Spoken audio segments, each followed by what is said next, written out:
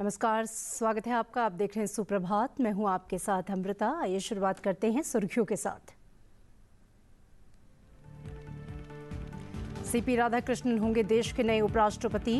मंगलवार को हुए चुनाव में विपक्ष के उम्मीदवार और सुप्रीम कोर्ट के पूर्व न्यायाधीश पी सुदर्शन रेड्डी को 152 मतों के अंतर से हराया। सीपी राधाकृष्णन को मिले 452 वोट, बी सुदर्शन रेड्डी को मिले 300 वोट।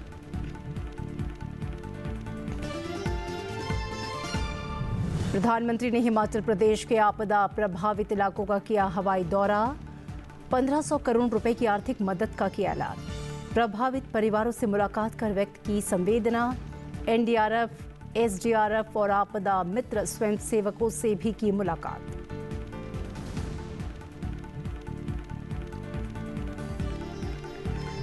प्रधानमंत्री ने बाढ़ प्रभावित पंजाब के लिए 1600 करोड़ रुपए की वित्तीय सहायता की घोषणा। बाढ़ प्रभावित इलाकों का किया हवाई सर्वेक्षण। गुरदासपुर में बैठक में बाढ़ की स्थिति की समीक्षा की और नुकसान का किया आकलन। प्रभावित क्षेत्रों में बुनियादी ढांचे के जीर्णोद्धार और पुनर्निर्माण के लिए हर संभव सहायता का दिया आश्वासन।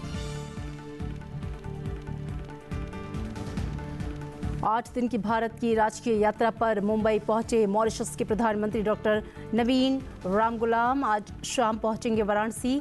11 सितंबर को प्रधानमंत्री नरेंद्र मोदी से वाराणसी में ही करेंगे द्विपक्षीय वार्ता। राष्ट्रपति द्रौपदी मुर्मू से करेंगे मुलाकात। अयोध्या और तिरुपति भी जाएंगे मॉरिशस के प्रधानमंत्री।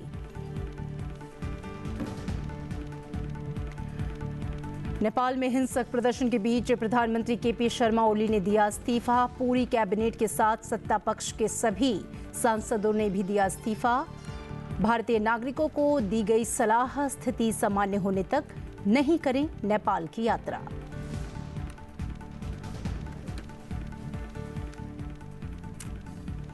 और खबरें विस्तार से। सीपी राधाकृष्णन मंगलवार को देश के नए उपराष्ट्रपति के रूप में चुन लिए गए हैं। राष्ट्रीय जनतांत्रिक गठबंधन के उम्मीदवार के रूप में उन्होंने उपराष्ट्रपति चुनाव में जीत हासिल की। उन्हें कुल 452 मत मिले। मंगलवार की सुबह 10 बजे मतदान शुरू हुआ तो प्रधानमंत्री नरेंद्र मोदी ने सबसे पहले मतदान किया।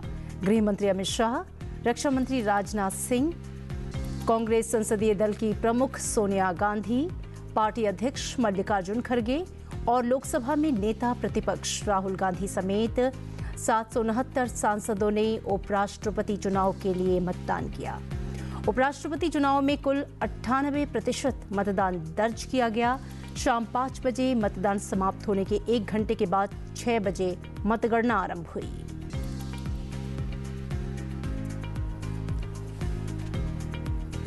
चुनाव आयोग के मुताबिक इस चुनाव में कुल वोटर संख्या 788 थी, लेकिन 7 पद रिक्त होने के कारण प्रभावी संख्या 781 रही। मंगलवार को हुए मतदान में 768 सांसदों ने वोट डाला, जबकि 13 सदस्य अनुपस्थित रहे। अनुपस्थित रहने वालों में बीआरएस के 4, बीजेपी के 7, शिरोमणि अकाली दल के 1 और एक निर्दलीय सांसद शामिल थे। उपराष्ट्रपति चुनाव 2025 के निर्वाचन अधिकारी और राज्यसभा के महासचिव पीसी मोदी ने नतीजों की घोषणा की। श्री बुच्ची Reddy Sudarshan Reddy has secured 300 first preference votes and Shri CP Radhakrishnan has secured 452 first preference votes. As the first preference vote secured by Shri C.P. Radhakrishnan was greater than the requisite quota, in pursuance of provisions contained in Section 11 of the Presidential and Vice Presidential Elections Act 1952, 31 of 1952, read with Rule 35 of the Presidential and Vice Presidential Election Rules 1974, I, P.C. Modi, the returning officer for the Vice Presidential Election 2025, hereby declare that Shri C.P. Radhakrishnan, Jal Bhushan Raj Bhavan, Valkeshwar Road, Malabar Hill, Mumbai, has been duly elected to the office of Vice President of India. The result is being sent to the Election Commission of India and the Ministry of Law and Justice as per the extant provisions under Section 12 of the Presidential and Vice Presidential Election Act 1952 and Rule 35 of the Presidential and Vice Presidential Election Rules 1974. Overall, the 17th Vice Presidential election was conducted in a free, fair and orderly manner. I would like to take this opportunity to thank the candidates and their authorized representatives for their cooperation, which facilitated early completion of the proceedings. उपराष्ट्रपति चुनाव में CP Radhakrishnan की जीत के बाद से प्रधानमंत्री नरेंद्र मोदी ने देश के अगले उपराष्ट्रपति सीपी राधाकृष्णन से नई दिल्ली में मुलाकात की। उपराष्ट्रपति चुनाव में सीपी राधाकृष्णन की जीत की घोषणा के बाद पीएम उनसे मिलने पहुंचे। पीएम ने नवनिर्वाचित उपराष्ट्रपति को शुभकामनाएं दी।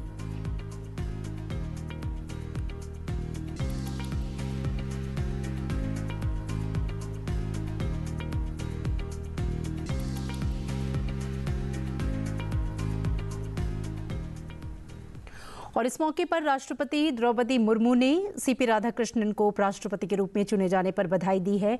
राष्ट्रपति द्रौपदी मुर्मू ने सोशल मीडिया के प्लेटफॉर्म एक्स पर पोस्ट करते हुए राधाकृष्णन को बधाई दी। उन्होंने कहा कि श्री सीपी राधाकृष्णन को भारत के उपराष्ट्रपति चुने जाने पर बधाई। सार्वजनिक जीवन में आपके दशकों की समृद्ध अनुभव राष्ट्र की प्रगति में महत्वपूर्ण योगदान देंगे। मैं आपको एक सफल और प्रभावशाली कार्यकाल के लिए शुभकामनाएं देती हूं। लोकसभा अध्यक्ष ओम बिरला ने अगले उपराष्ट्रपति सीपी राधाकृष्णन से नई दिल्ली में भेंट कर उन्हें भारत के उपराष्ट्रपति पद पर निर्वाचित होने की बधाई दी। उन्होंने कहा कि राष्ट्र और जन की सेवा में समर्पित आपका कृतित्व निश्चय ही भारतीय लोकतंत्र को अधिक समृद्ध बनाएगा तथा संवैधानिक आदर्शों को और सुदृढ़ करेगा।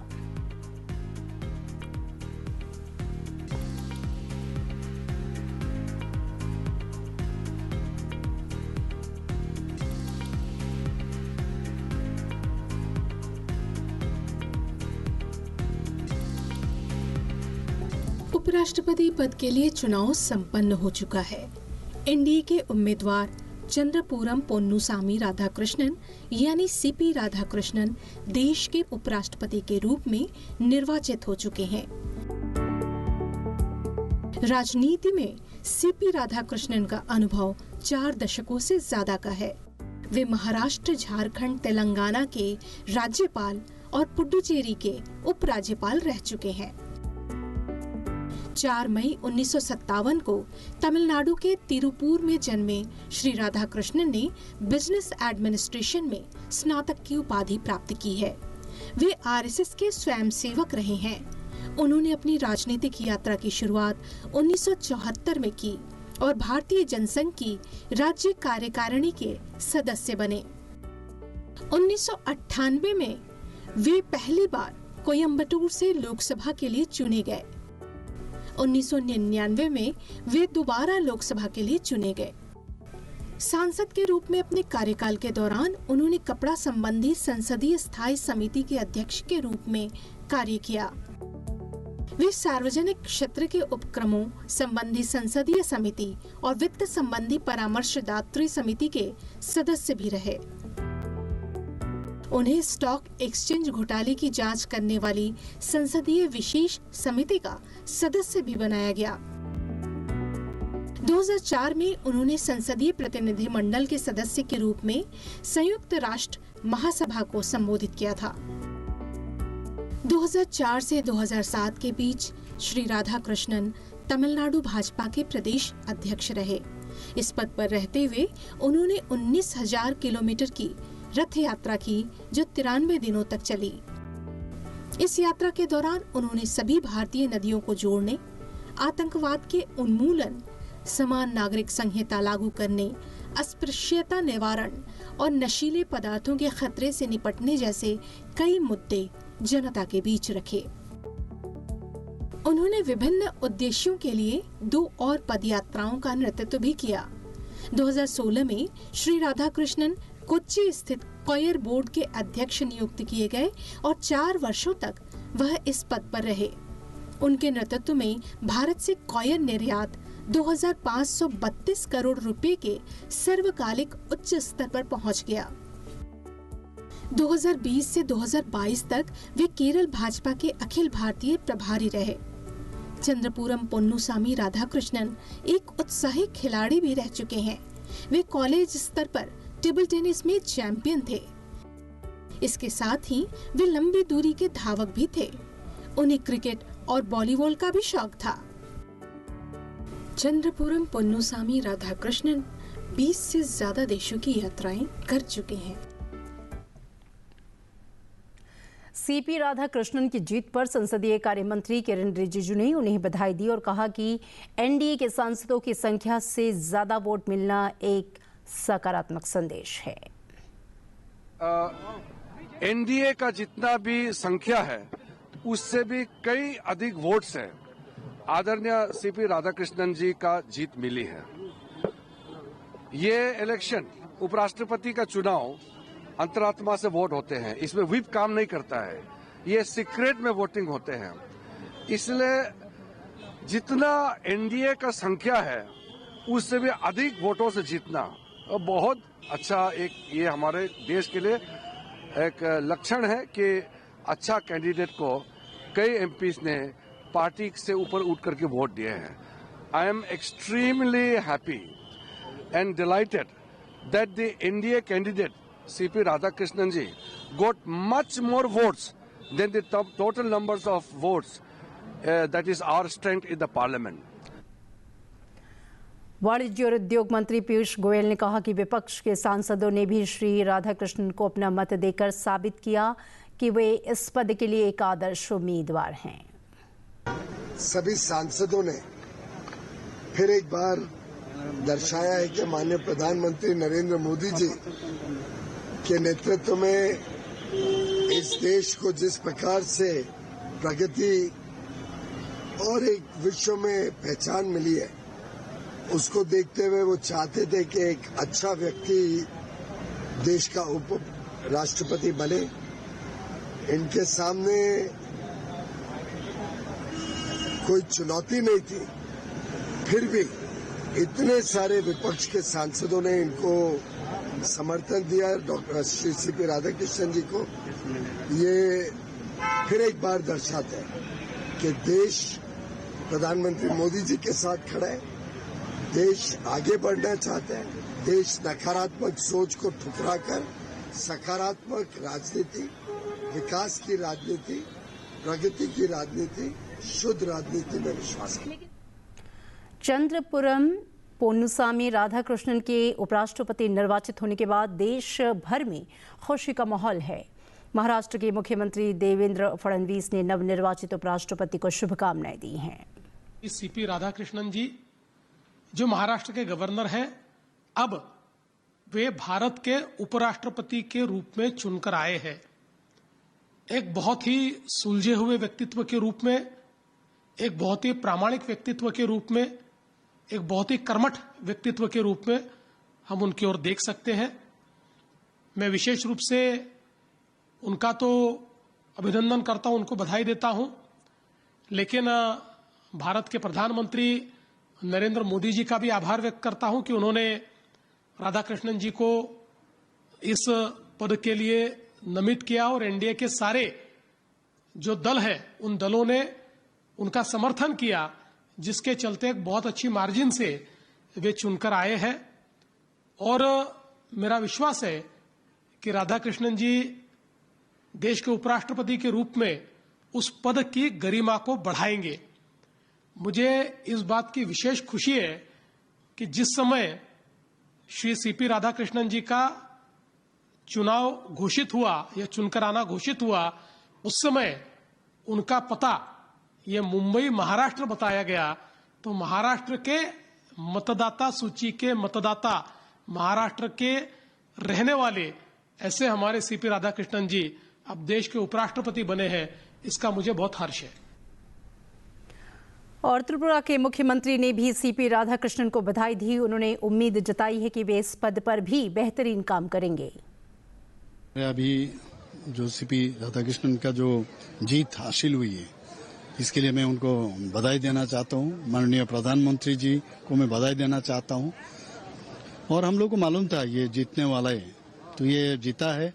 और मैं समझता हूं जो हमारा वाइस प्रेसिडेंट का नाते वो जिस तरह काम करेंगे, राज्यसभा का भी वो हमेशा उसमें चेयरमैन रहते हैं, तो उसी में भी अच्छा काम करेंगे और आने वाले दिन अच्छी तरह से जैसे उनके बारे में मुझे जो जानकारी है, हमेशा हमारे पार्टी के साथ भी बहुत दिन जुड़े हुए थे और राष्ट्रवादी जो चिंता है उसी हिसाब से वो चलते हैं और देश के लिए वो काम करेंगे।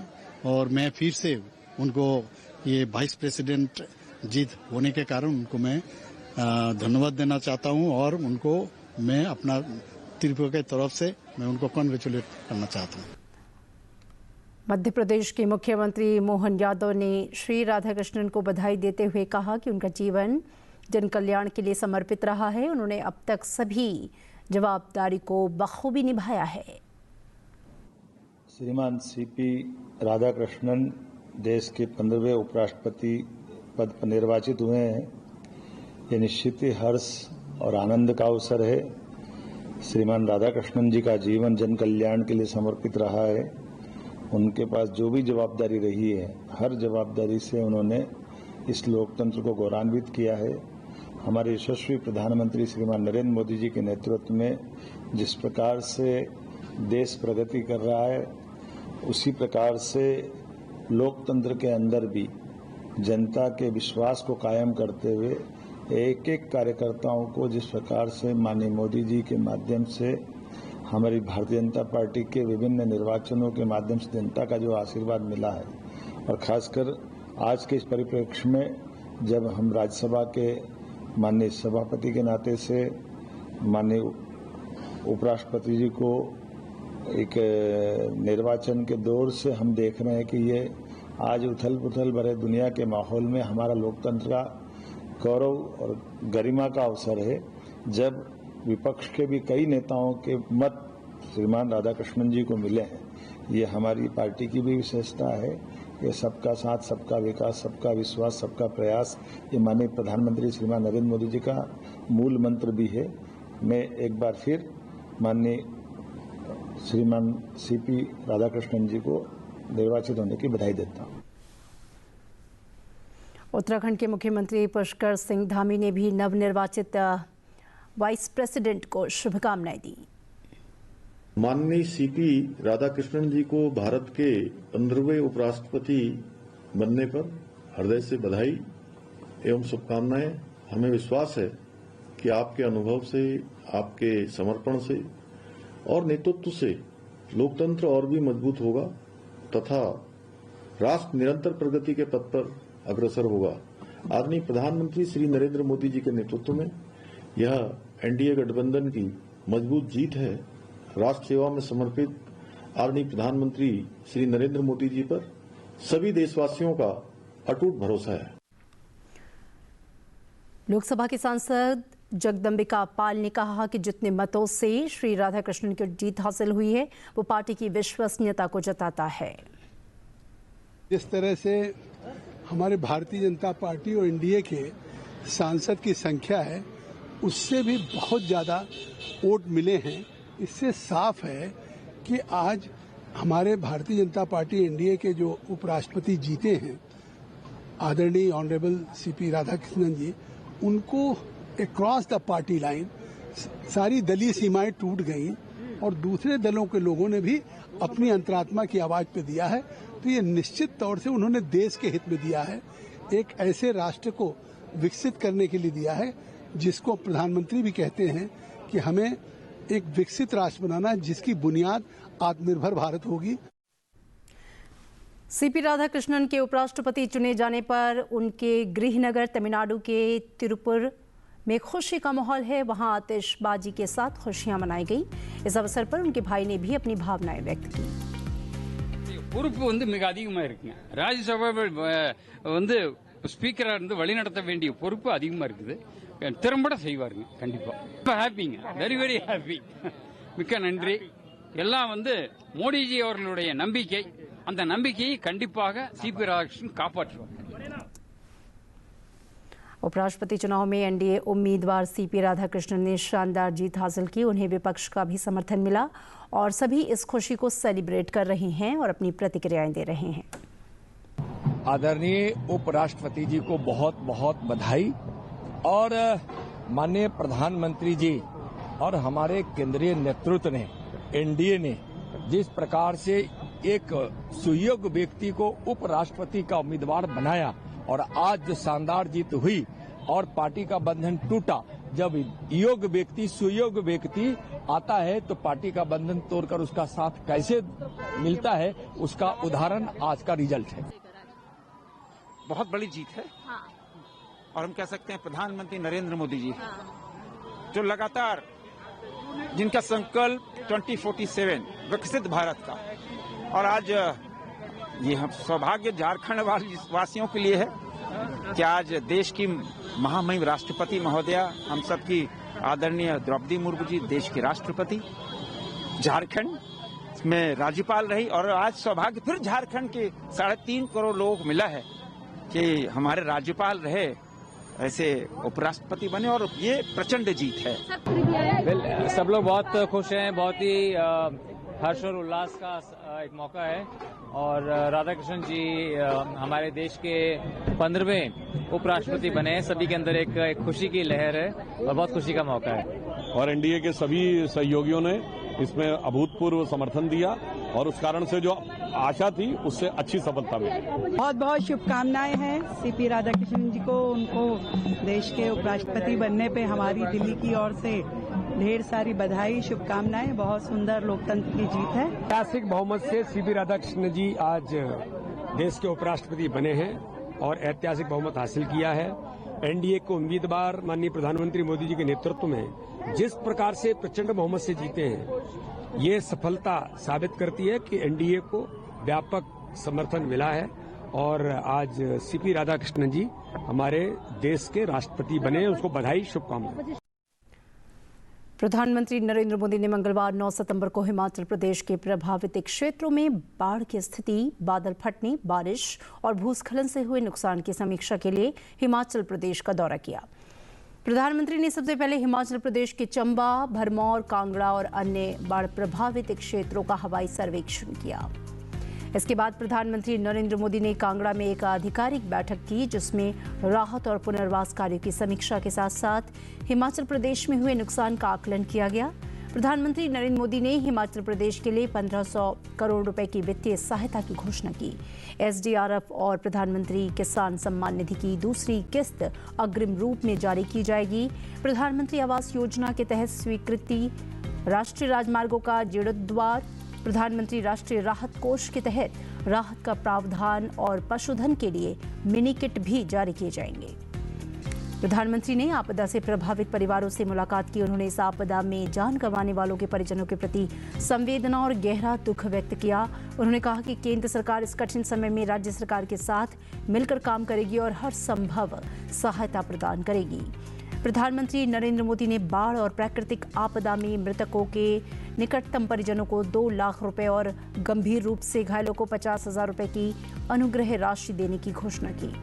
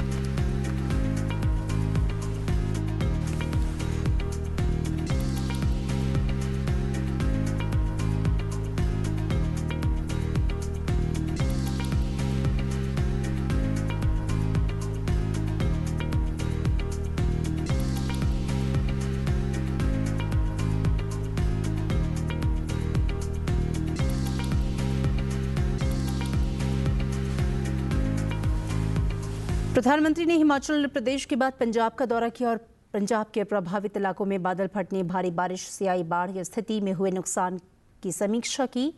प्रधानमंत्री ने पंजाब के बाढ़ प्रभावित इलाकों का हवाई सर्वेक्षण किया और इसके बाद प्रधानमंत्री मोदी ने स्थिति की समीक्षा के लिए गुरदासपुर में एक आधिकारिक और निर्वाचित प्रतिनिधियों के साथ एक आधिकारिक समीक्षा बैठक की।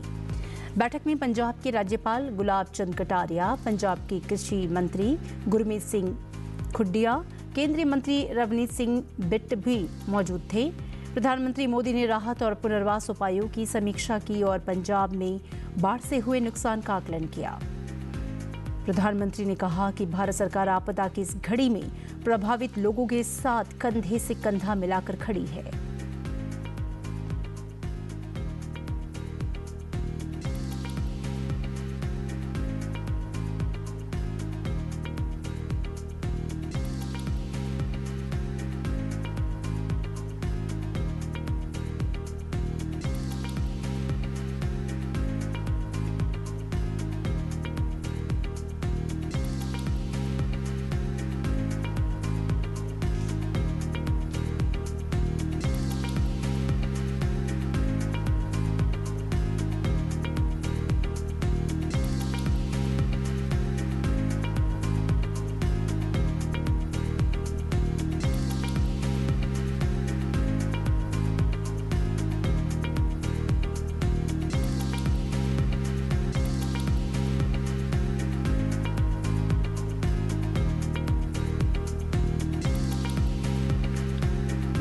प्रधानमंत्री ने राज्य आपदा राहत कोष में पहले से मौजूद 12,000 करोड़ रुपए के अतिरिक्त पंजाब के लिए 1,600 करोड़ रुपए की वित्तीय सहायता की घोषणा की।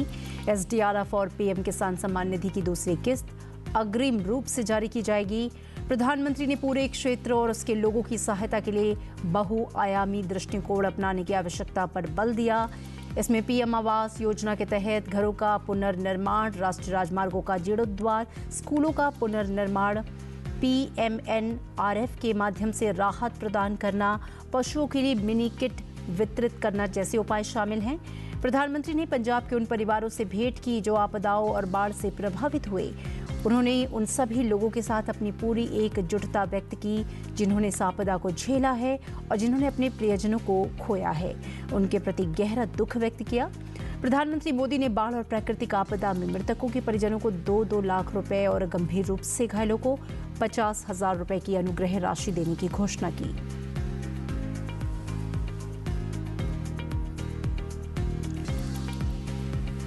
मॉरिशस के प्रधानमंत्री नवीन चंद्र रामगुलाम मंगलवार को भारत की राजकीय यात्रा पर मुंबई पहुंचे।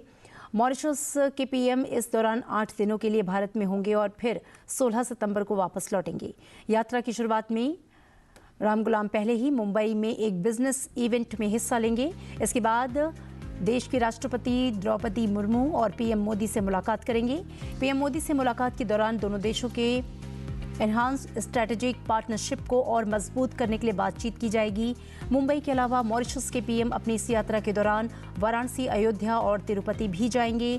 11 सितंबर को मॉरिशस के प्रधानमंत्री काशी में रहेंगे और 12 सितंबर को विशेष विमान से अयोध्या जाएंगे, जहां वे राम मंदिर जाकर रामलला और राम दरबार का दर्शन करेंगे। डॉक्टर रामगुलाम की यात्रा भारत और मॉरिशस के बीच मजबूत और स्थायी संबंधों को मजबूत करेगी। वर्तमान कार्यकाल में ये भारत में उनकी पहली द्विपक्षीय विदेशी यात्रा है और इस यात्रा का उद्देश्य दोनों देशों के बीच संवर्धित रणनीतिक साझेदारी को मजबूत बनाना है।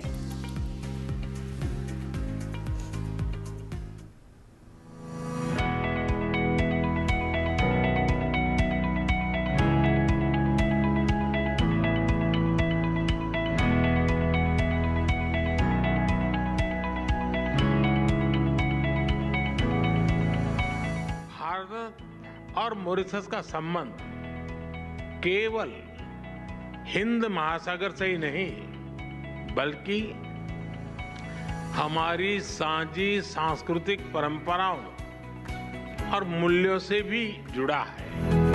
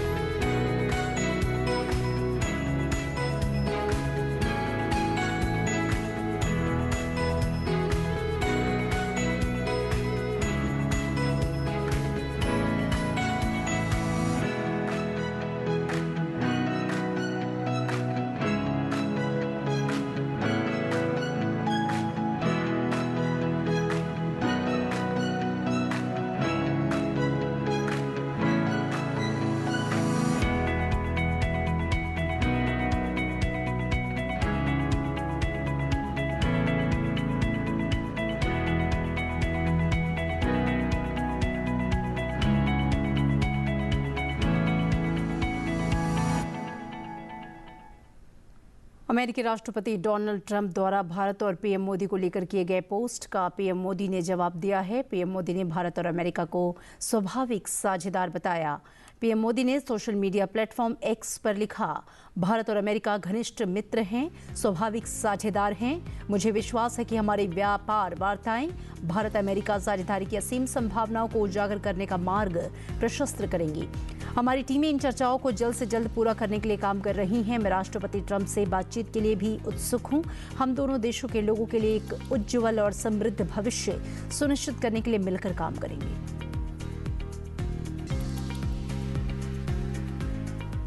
नेपाल में जारी गंभीर राजनीतिक संकट के बीच प्रधानमंत्री केपी शर्मा ओली ने अपने पद से इस्तीफा दे दिया है।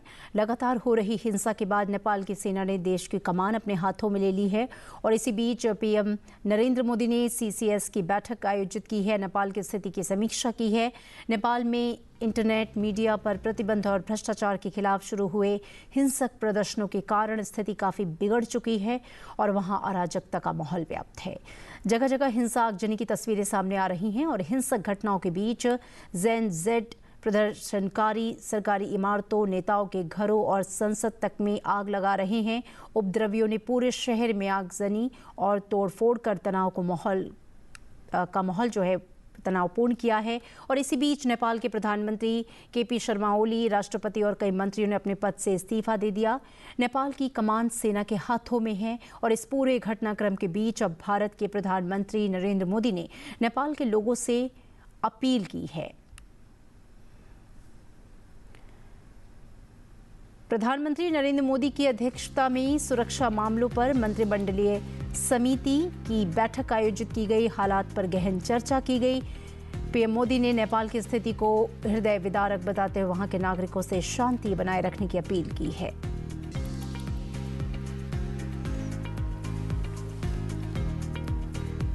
रक्षा मंत्री राजनाथ सिंह ने नई दिल्ली स्थित नेवी चिल्ड्रन स्कूल के विद्यार्थियों से संवाद किया। इस अवसर पर नौसेना प्रमुख एडमिरल दिनेश के त्रिपाठी भी उपस्थित रहे। रक्षा मंत्री ने विद्यार्थियों को अपनी प्रेरक बातों से मार्गदर्शन दिया और स्कूल की हीरक जयंती पर सभी को शुभकामनाएं प्रेषित की।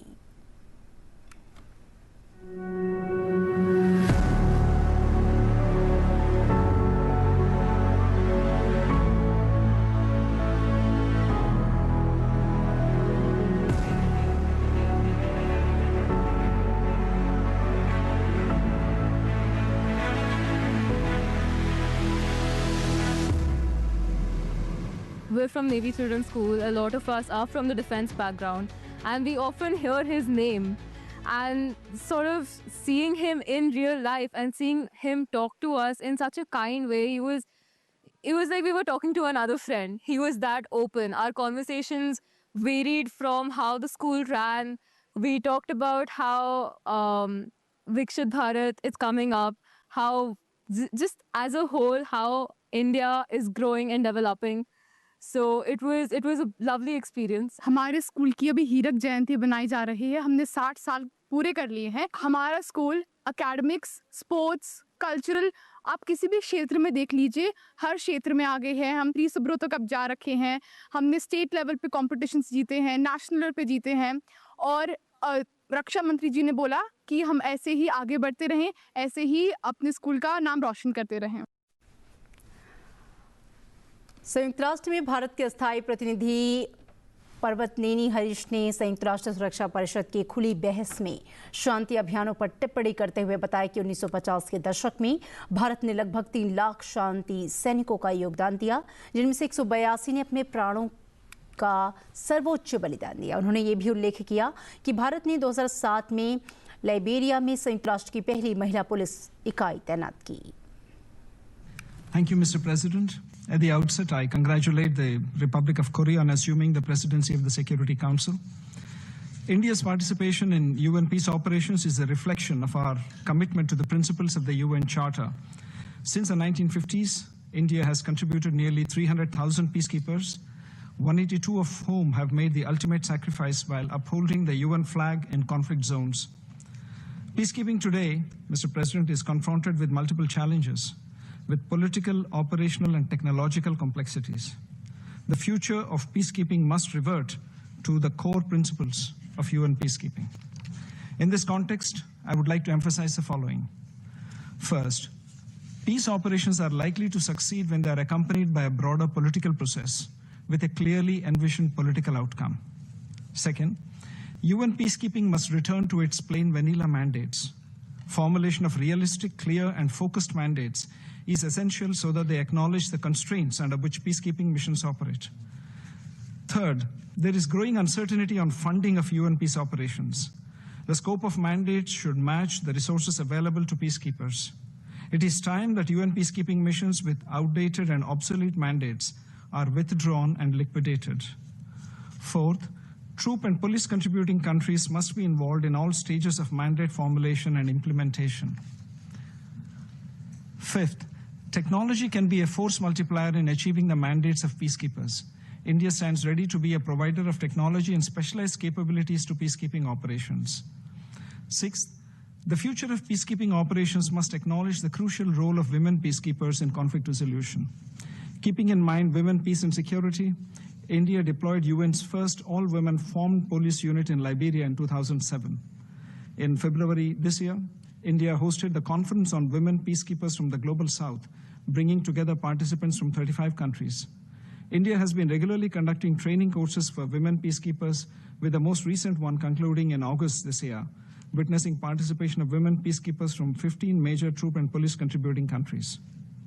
Seventh, under India's presidency of the UN Security Council in August 2021, Council Resolution 2589 on protecting the protectors was adopted, whose implementation needs to be ensured. The construction of the memorial wall to honor the fallen blue helmets must also be expedited. Eighth, the effectiveness of UN peacekeeping is tied to the structure and legitimacy of the UN Security Council, which must be reformed to ensure expansion in both permanent and non-permanent categories to reflect the contemporary realities. In conclusion, the future of peacekeeping needs to address emerging challenges. However, the process must be member state driven, based on consensus after wide-ranging consultations with all stakeholders, particularly the troop and police contributing countries. For India, participation in UN peacekeeping is a reflection of our human and technological capabilities and to shoulder a greater role in contributing to global peace. As a responsible member state, we'll continue to engage constructively in the future of peacekeeping for a more balanced, inclusive, and effective approach to UN peacekeeping. विभिन्न राज्यों का प्रतिनिधित्व करने वाले विविध पृष्ठभूमि के जनजातीय लोगों के एक समूह ने मंगलवार को राष्ट्रपति द्रौपदी मुर्मू से मुलाकात की। जनजातीय कार्य मंत्रालय के आदि कर्मयोगी अभियान के तहत राष्ट्रपति भवन में समूह का आगमन हुआ। इस पहल के तहत राष्ट्रपति भवन में जनजातीय नेताओं की एक ऐसी बैठकों की एक श्रृंखला आयोजित की गई। इस चरण की इस श्रृंखला में ये अंतिम बैठक थी और इस अवसर पर राष्ट्रपति ने अपने विचार रखे। आदि कर्मयोगी अभियान भारत सरकार के जनजातीय कार्य मंत्रालय द्वारा शुरू की गई एक परिवर्तनकारी पहल है। इसका उद्देश्य रेस्पॉन्सिबल गवर्नेंस के माध्यम से जनजातीय समुदाय को सशक्त बनाना। ये कार्यक्रम एक समावेशी और समतामूलक भारत के निर्माण के हमारे सामूहिक संकल्प को दर्शाता है।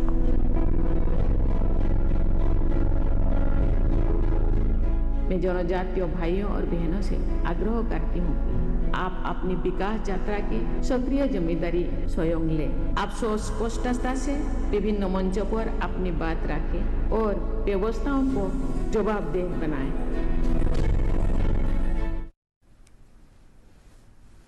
और दिवाली से पहले बिहार वासियों के लिए प्रधानमंत्री नरेंद्र मोदी सरकार की ओर से खास तोहफा है। जल्द ही वंदे भारत स्लीपर ट्रेन दिल्ली से पटना रूट पर चलेगी और इससे एक तरफ तो समय की बचत होगी, साथ ही अत्याधुनिक ट्रेन की वजह से यात्रा सुखदायी होगी।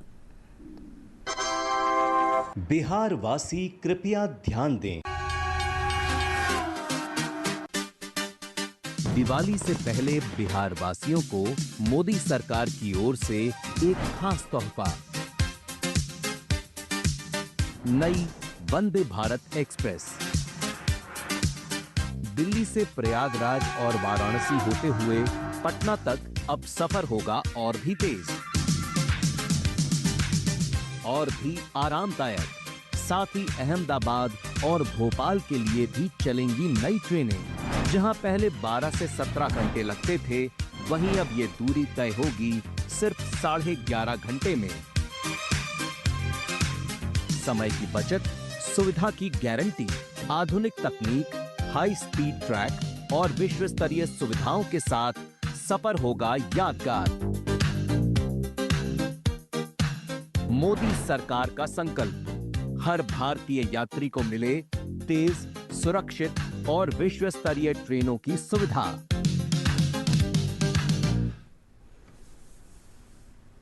IASV त्रिवेणी भारतीय थल सेना, नौसेना और वायुसेना के 10 महिला अधिकारियों का एक ऐतिहासिक नौकायान अभियान। एक ऐतिहासिक पहल के तहत महिला अधिकारी भारतीय सेना के नौकायन पोत पर सवार होकर पूरी दुनिया का चक्कर लगाएंगी। यह अभियान 9 महीने से अधिक समय तक चलेगा और पृथ्वी की परिक्रमा करते हुए 26,000 समुद्री मील से अधिक की दूरी तय करेगा। यह नौकायन अभियान 11 सितंबर 2025 को स्वदेश निर्मित भारतीय सेना के नौकायन पोत त्रिवेणी पर गेटवे ऑफ इंडिया मुंबई से शुरू होगा। चलते चलते आपको छोड़ जाते हैं इससे जुड़े एक खास वीडियो के साथ। देखते रहिए संसद टीवी। दीजिए इजाजत, नमस्कार।